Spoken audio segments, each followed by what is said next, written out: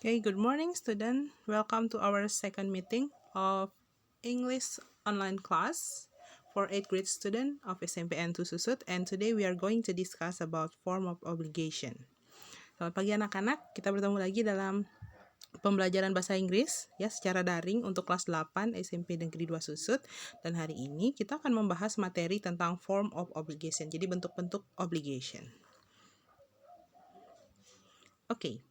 So before we move to the materials and our discussion, let's take a look to the learning objective. Jadi sebelum kita mulai pembelajarannya, kita lihat dulu learning objective atau tujuan pembelajaran kita kali ini. Jadi tujuan pembelajaran kita ada 3 anak-anak. Oke, yang pertama, anak-anak mampu mengungkapkan dan merespon teks baik itu lisan maupun tertulis tentang obligation, ya. Yang kedua, ini yang pertama. Yang kedua, anak-anak mampu mengidentifikasi informasi yang terdapat pada teks, baik itu lisan maupun tulis tentang obligation. Yang ketiga, anak-anak mampu menulis nanti teks lisan maupun tulis yang pendek dan sederhana tentang obligation atau keharusan, peraturan. Ya, oke. Now we take a look to the examples. Jadi sekarang kita lihat dulu contohnya, ya. So there are two kind of form in obligation. Jadi ada dua bentuk dari obligation. Nah, yang pertama di sini adalah written form, ya. Jadi bentuknya tertulis. Examples, contohnya di sini ada library rules. Yang pertama, kita bahas dulu. Library rules artinya peraturan di perpustakaan. Okay. Number 1, listen to the librarian. Okay. Number 2, this one, yeah. Number 2, inquiry or ask if you need help. Number 3, be respectful to others. 4, read and talk quietly. 5, always walk, never run. 6, return book to their proper places. 7, or the last, your manner are appreciated. Nah, anak-anak di sini ada 7 peraturan di perpustakaan. Yang pertama, di sini, ya, dengarkan librarian, pustakawan. Jadi, anak harus mendengarkan apa yang diinstruksikan oleh petugas perpustakaan. Itu yang pertama. Oke. Next. Yang kedua, bertanya jika perlu bantuan. Inquiry or ask if you need help. 3, be respectful to others.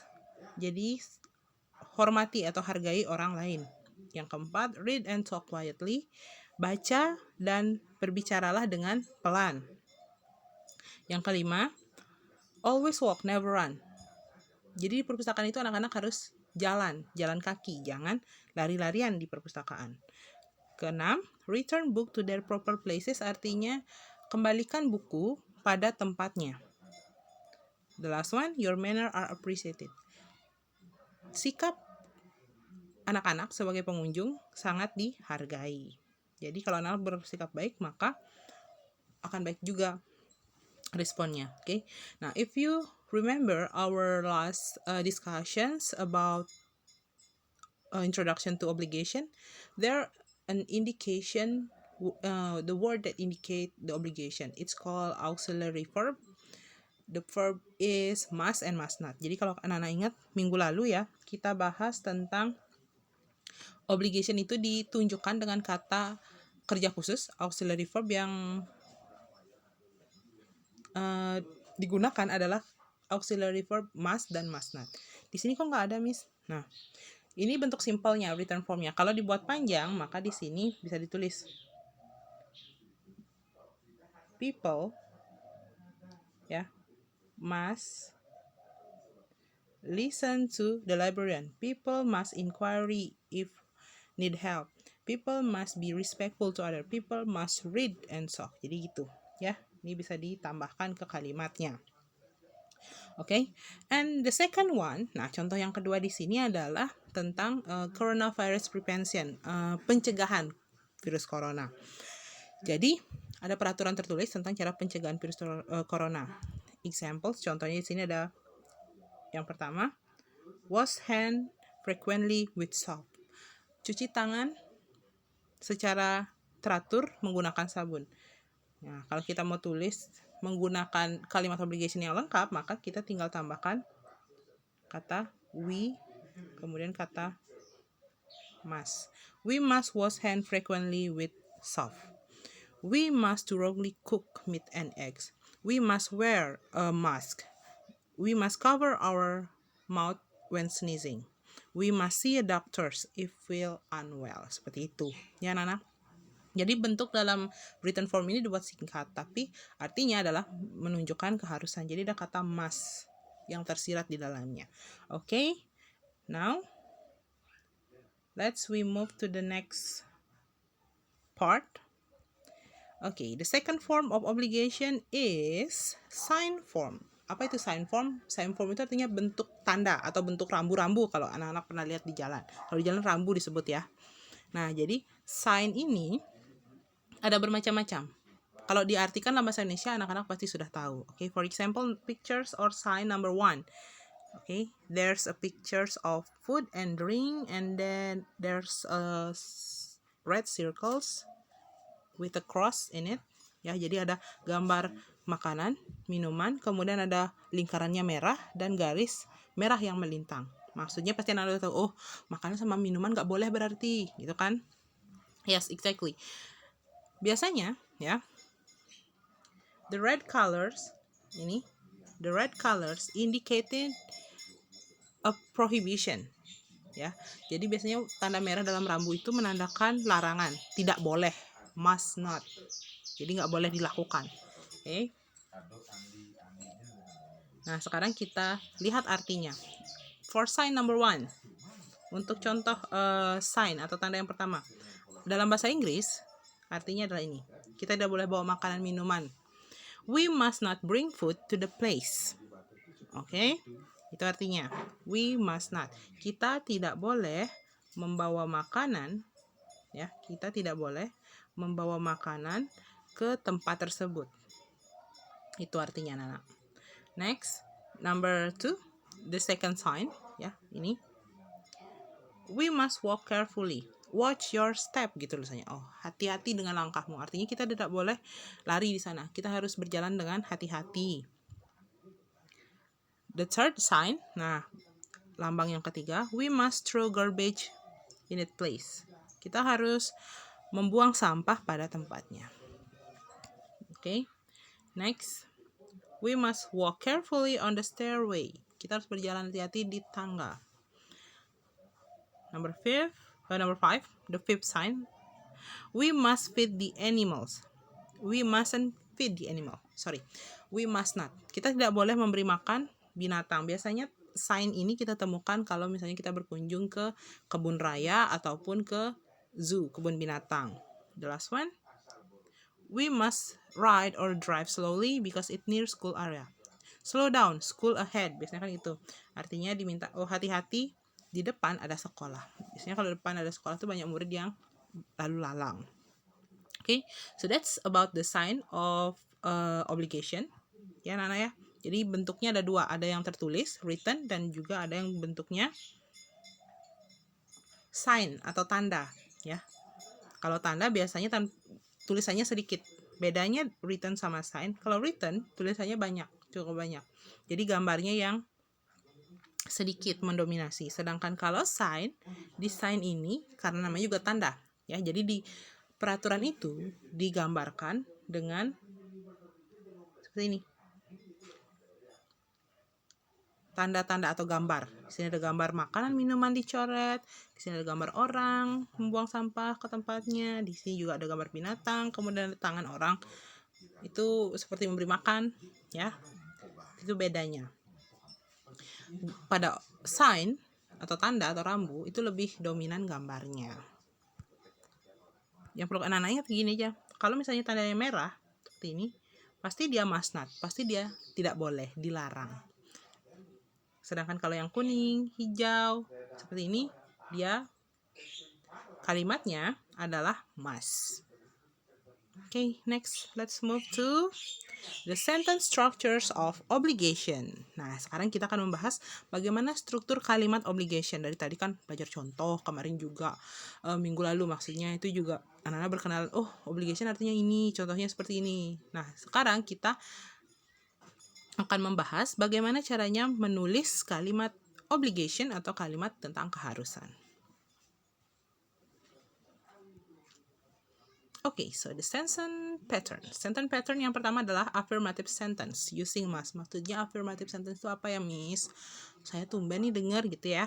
Affirmative sentence itu artinya kalimat positif anak-anak. Jadi kalimat positif dalam obligation atau keharusan itu menggunakan kata must yang artinya harus.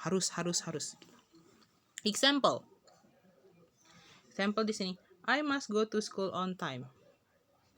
Children must listen to their parents.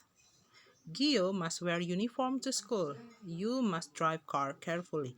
Nah, yang pertama di sini artinya adalah I must go to school on time. Saya harus berangkat ke sekolah tepat waktu. Children must listen to their parents. Artinya anak harus mendengarkan orang tuanya. Gio must wear uniform to school. Gio harus menggunakan seragam ke sekolah. You must drive carefully. Kamu harus mengendarai mobil dengan hati-hati. Okay. Now let's we identify each word in the sentence. Nah, sekarang kita akan pelajari setiap kata yang membentuk kalimat tersebut. Karena biasanya gini ya anak-anak, ketika kalian misalnya belajar bahasa Inggris, pasti pikiran kalian yang pertama itu adalah, duh Miss, udah kata-katanya susah, antara tulisan sama pengucapannya beda, pas nulisnya bolak-balik lagi Miss, yang mana di depan, yang mana di belakang, kok muter-muter ya. Misalnya kalau bahasa Indonesianya susu coklat Miss, kirain kalau bahasa Inggris milk chocolate, ternyata coklat milk. Semuanya kayak gitu ya Miss, bolak-balik. Itu kan kadang yang bikin kalian pusing. Nah, sekarang kita lihat apakah semua di bahasa Inggris itu dibolak-balik katanya ketika berubah dari bahasa Indonesia ke bahasa Inggris. Nah, di sini kalimat yang pertama kita lihat. Children must listen to their parents. Kita pakai contohnya itu. Children's di sini subjek anak-anak ya. Kemudian ada kata must, auxiliary verbnya tadi. Kemudian diikuti dengan verb listen to. And the last one is object, their parents. Jadi anak-anak sebenarnya pola kalimat dalam bahasa Inggris sama dengan bahasa Indonesia.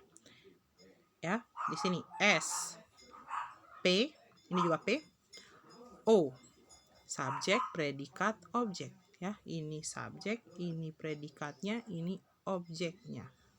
Predikat itu biasanya ditandai oleh kata kerja. Jadi, pola kalimat dari affirmative sentence, obligation itu adalah seperti ini anak-anak.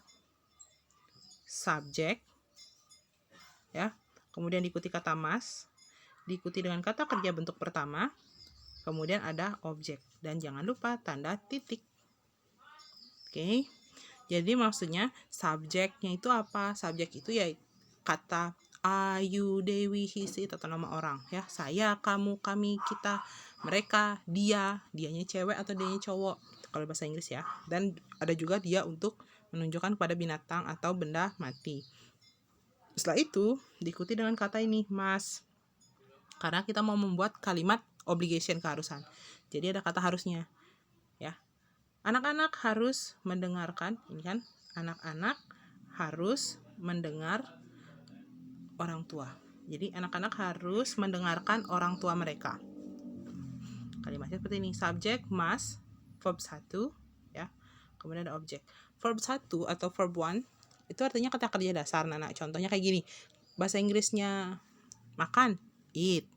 Bahasa Inggrisnya belajar, study. Contohnya kalau mau bikin kalimat saya harus belajar dengan rajin, maka bahasa Inggrisnya adalah I harus must belajar study dengan rajin, diligently. Kalau digabung, I must study diligently. Ada yang kebalik? Enggak kan? Jadi dalam bahasa Inggris tidak semua kata itu terbalik. Yang terbalik hanyalah penempatan antara kata benda dan kata sifat. Nanti kita akan pelajari itu. Kalau di bahasa Indonesia kata bendanya duluan baru kata sifatnya. Kalau di bahasa Inggris dibalik, kata sifat duluan baru kata benda. Contohnya kayak tadi, susu coklat di bahasa Indonesia, tapi di bahasa Inggris jadinya chocolate milk. Oke. So now let's move to practice. Nah, tadi kan itu gininya ya, rumus kalimatnya. Sekarang coba kita terapkan. Nah, di sini kalimat pertama, murid-murid harus mematuhi peraturan sekolah. Ada kata peraturan sekolah, ya kan? Bahasa Inggrisnya gimana? This one. Murid-murid bahasa Inggrisnya apa? Student. Kemudian harus must, mematuhi, obey. Peraturan sekolah. Nah, ini yang dibalik anak-anak. Peraturan bahasa Inggrisnya rule, sekolah, school. Bahasa Inggris peraturan sekolah bukan rule school, tapi school rules. Nah, itu aja yang terbalik dalam bahasa Inggris. Sisanya tetap sama, subjek ya di depan. Jadi, bahasa Inggris dari murid-murid harus mematuhi peraturan sekolah adalah student must obey school rules. Dah ya? Jelas? Oke. Gampang kan? Amin, bisa gampang. Oke, second. Setiap orang harus memakai masker saat pergi keluar. Panjang sekali Miss kalimatnya. Oke, kita coba ya. Setiap orang. Nah, everyone itu setiap orang. Harus, must. Memakai, wear. Kata kerja bentuk pertama itu, nak. Kemudian masker, mask. Saat pergi keluar, when going outside. Sudah ya? Jadi, di sini, everyone itu adalah subjeknya, anak-anak. Must itu kata auxiliary-nya. Penunjuk kalau ini obligation harus ada kata must. Where di sini verb satunya. Kemudian must adalah kata bendanya. When going outside ini adalah keterangan tempat, ya. Keterangan tempat, tapi keterangan syarat seperti itu. Jadi pola kalimatnya tetap sama tadi, subjek di depan, kemudian ada kata must diikuti verb one, kemudian ada objek. Jelas ya? Hope it's clear. Semoga ini cukup jelas penjelasannya. Jadi ingat-ingat anak-anak. Nih, murid-murid bahasa Inggrisnya student, harus, must, mematuhi, obey. Peraturan sekolah hanya kebalik school rules. Oke, ini juga sama. Setiap orang, everyone, harus must, memakai wear, masker, mask, saat pergi keluar, when going outside. Oke, that's it. Now let's move to, nah temannya afirmatif. Kalau ada yang positif, pasti ada yang negatif. Yuk, kita pelajari sekarang yang kalimat negatifnya gimana. Oke, negative sentence using ini. Mustn't or must not. Jadi menggunakan kata mustn't atau must not. Example, number 1. We must not come late to school. Kita tidak boleh datang terlambat ke sekolah. Yang pertama. Yang kedua, Tom and Joe mustn't ride motorcycle. Tom dan Joe dilarang atau tidak boleh mengendarai motor. Mungkin masih umurnya 10 tahun, nggak boleh. Walaupun dia bisa bawa motor, itu sebenarnya sudah melanggar. Everyone mustn't litter. Setiap orang tidak boleh buang sampah sembarangan. Litter itu buang sampah sembarangan, anak-anak. You must not chat in library. Kamu tidak boleh ngobrol di perpustakaan. Nah, sekarang kita identify contoh kalimatnya. Jadi kita breakdown bagian-bagiannya apa saja. Di sini kalimatnya adalah you must not chat in library. You, kamu, subjek. Must not, tidak boleh. Ya. Chat itu kata kerjanya, mengobrol. In library itu complement, tempatnya di perpustakaan. Nah, jadi pola kalimatnya adalah subjek, kemudian ada kata must atau must not, ya, bisa menggunakan kata mustn't singkatannya atau must not bentuk panjangnya. Kemudian ada verb 1, verb 1, ya. Dan terakhir ada object or complement. Complement itu maksudnya pelengkap, anak-anak, bisa keterangan tempat, bisa keterangan waktu. Jelas ya? Jadi pola kalimatnya sama. Cuma bedanya kalau tadi kalimat positif menggunakan kata must, harus. Sekarang kita menggunakan kata ini. Tidak boleh atau dilarang. Mustn't atau must not. Artinya sama kok. Mustn't dan must not itu sama. Dilarang atau tidak boleh. Jelas ya? Oke. Now let's move to the practice. Kita lanjut ke prakteknya. Ini dia. Kalimatnya adalah setiap murid dilarang membawa HP ke sekolah. Setiap murid, every student, dilarang, must not, membawa, bring, HP, handphone, ke sekolah, to school. Jelas berarti ya? Every student must not bring handphone to school. Every student itu subjeknya. Must not itu petunjuk obligation-nya, ya, auxiliary verb-nya. Bring itu kata kerja bentuk pertama. Handphone itu objeknya. To school itu complement, keterangan tempat. Murid-murid nggak boleh bawa HP kemana? Masa di rumah nggak boleh? Bukan, ketika ke sekolah. Seperti itu. Dua, orang-orang tidak boleh merokok di pom bensin. Orang-orang, people, tidak boleh, must not, merokok, smoke, di pom bensin, in gas station.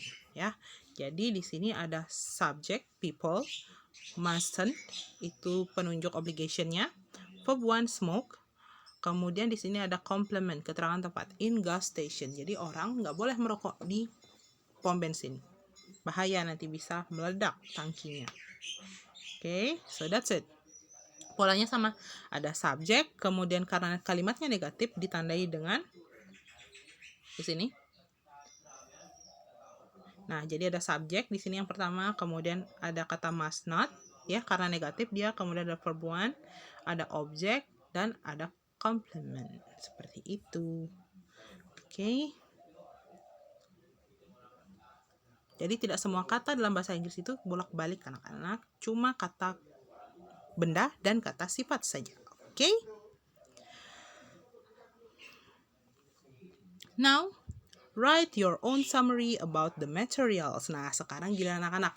Coba anak-anak bikin catatan sendiri dengan bahasa anak-anak. Dalam bahasa Indonesia catatannya. Apa saja poin penting yang sudah anak-anak pelajari dari pembelajaran kita hari ini tentang form of obligation. Tadi misalnya, bikin list.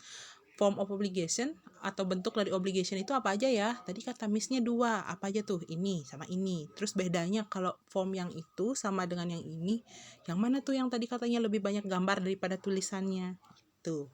Kemudian yang kedua, oh iya, pola kalimatnya. Kalau positif kalimatnya yang pakai kata must gimana? Yang menggunakan kata mustn't, bukan kalimat ya.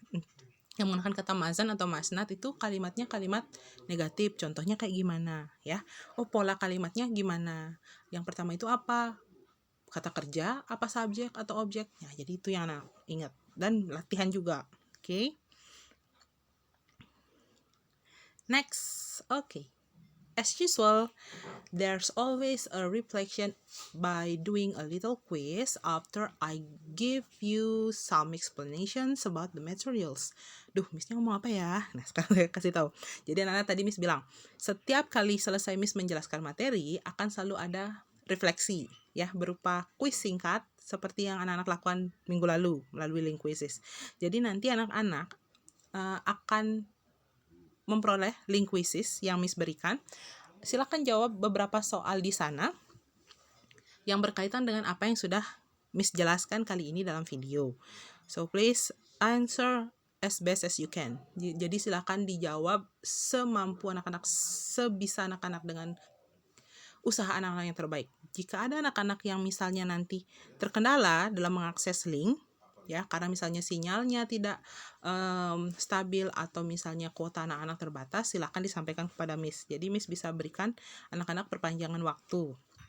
Okay, this is about the reflection. Jadi reflection ini adalah quiz untuk Miss mengetahui anak-anak seberapa paham sih dengan materi yang Miss ajarkan gitu. Kalau misalnya nanti salah Miss, saya di percobaan pertama boleh nyoba lagi? Boleh, kalau misalnya anak-anak mau. Okay, and wait. Jadi tolong diingat nanti ketika login ke quizzes, gunakan format seperti ini anak-anak. Nama dan kelas, ya. Jangan gunakan nama panggilan gitu. Kalau nama panggilan nanti Miss bingung nih, di daftar absen siapa, kan bukan nama panggilan anak. Contohnya di sini misalnya nama Miss Idewa Yudarini, kemudian kelasnya 8C seperti itu. Jadi gunakan kelas anak-anak. Oh, saya kelasnya misalnya namanya Putu Agus Surya, kelas 8C atau siapa, ya.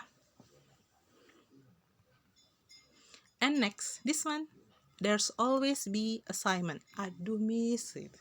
Selalu ada latihan untuk nulis ya. Jadi nggak cuma yang online saja, tapi biar anak-anak tetap ingat tuh pakai pulpen gimana nulis, gimana yang manual. Ada tugas dari miss. So this is exercise 2. Jadi ini sambungan dari minggu lalu sudah anak-anak kerjakan tugas exercise 1. Latihan 1, sekarang exercise 2, latihan 2. Apa itu? So the direction here is match the following sign with the suitable sentence of obligation. The sign number 3 has been matched with its sentence. Translate ya, Miss. Oke. Jadi anak tugasnya adalah mencocokkan atau memasangkan ya sign tanda yang ada di sini, gambar-gambar ini dengan kalimat yang tepat yang mana. Contoh di sini yang sudah diberikan sebagai contoh adalah nomor 3. Oh, nomor 3 gambarnya ini nih. Oh, saya sering lihat nih, Miss. Ada gambar orang terus jalan. Pas di jalan raya nih. Saya pas bawa motor mikirnya saya yang harus jalan gitu. Motornya ternyata di sini artinya adalah ini yang nomor H. People must cross the street. Jadi orang yang mau nyebrang pada saat lampunya seperti ini, dia harus nyebrang. Motornya stop, jangan motornya nanti jalan ya. Kalau anak misalnya pergi ke Denpasar akan sering ketemu dengan rambu seperti ini di jalan besar. Ya, kalau di Bangli masih belum ada. Paling yang normal seperti di Bangli yang ini ya, yang nomor 4. Oke, jadi nanti anak-anak menulis jawabannya seperti apa? Contoh di sini. 3, oke. 3 H. People must cross the street. Ini kan gambar nomor 3, kalimatnya yang H. People must cross the street. Nah, lanjutin nanti anak-anak, nomor 1 sama dengan yang mana? Kalimat yang mana? Tulis juga kalimatnya di buku latihan anak-anak atau di buku tugas bahasa Inggris anak-anak. Nanti di store kepada Miss dengan mengirimkan fotonya langsung ke WA Miss. Jangan lupa anak-anak, di latihannya langsung isi nama anak-anak, kelas, dan nomor absen. Jangan sampai nomor absen, nama, apapun maupun kelasnya nggak ditulis. Nanti Miss bingung, ini siapa yang nyetor tugas. Jadi ingat, langsung cantumkan nama, nomor absen, dan kelas pada latihan anak-anak. Ya, jadi biar gampang Miss ngeceknya ketika dapat WA dari anak-anak. Oke, is it clear? Miss ulang lagi sekali ya. Jadi tugas anak-anak adalah mencocokkan gambar ya, rambu-rambu di sini atau gambar di sini dengan kalimat yang sesuai. Contoh nomor 1 cocoknya kemana ya? A, B, C, D atau yang mana? Sampai J. Ada 10 di sini. 1 sudah dikerjakan. Berarti anak-anak tinggal mengerjakan 9 lagi. Oke.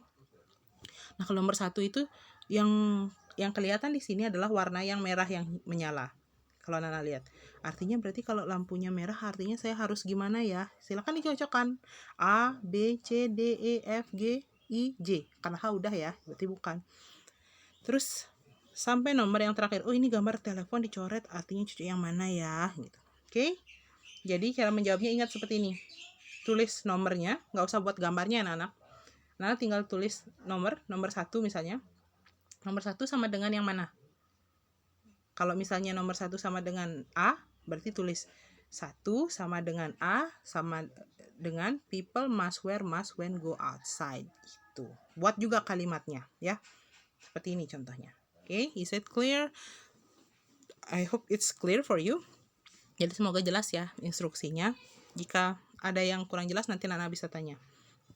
Oke, so that's the end of our second meeting. Ini akhir dari pertemuan kita yang kedua. If you have any question or there's some part of this material that you don't understand quite well, please ask me. You just feel free to ask me. Jadi anak-anak, jika ada yang anak-anak kurang jelas dari diskusi kita kali ini, ada yang misalnya bikin anak-anak bingung, silakan anak-anak tanya kepada Miss. Jangan malu ya. Anak-anak boleh bertanya kepada Miss. Asal ingat bagaimana caranya bertanya. Jangan ingat etikanya gitu. Jangan ping gitu. Langsung aja nanya, selamat siang Miss, selamat pagi Miss, saya mau tanya gini gitu. Langsung aja ya. Okay, so that is our second materials today, and for next week we will do some practice. Nah, jadi anak-anak, pembelajaran yang kedua kita udah selesai. Yang pertama sudah introduction to obligation. Hari ini sudah belajar tentang form dari obligation, bentuk obligation, dan juga cara menulis kalimatnya. Minggu depan kita akan praktek. Prakteknya seperti apa? just wait and see. Tunggu dan nanti anak-anak akan tahu. Okay, so just learn these materials well. If you don't understand, just replay the videos again and again. Jadi anak-anak kalau misalnya nak bingung, kau belum ngerti ya, putar aja lagi videonya ya. Atau misalnya nanya ke Miss. Okay, so thank you so much for your kind attention. We will meet again next week. Bye and stay healthy and always follow the health protocol. Selalu patuhi protokol kesehatan dan semoga anak-anak semua dalam kondisi sehat. Sampai jumpa minggu depan.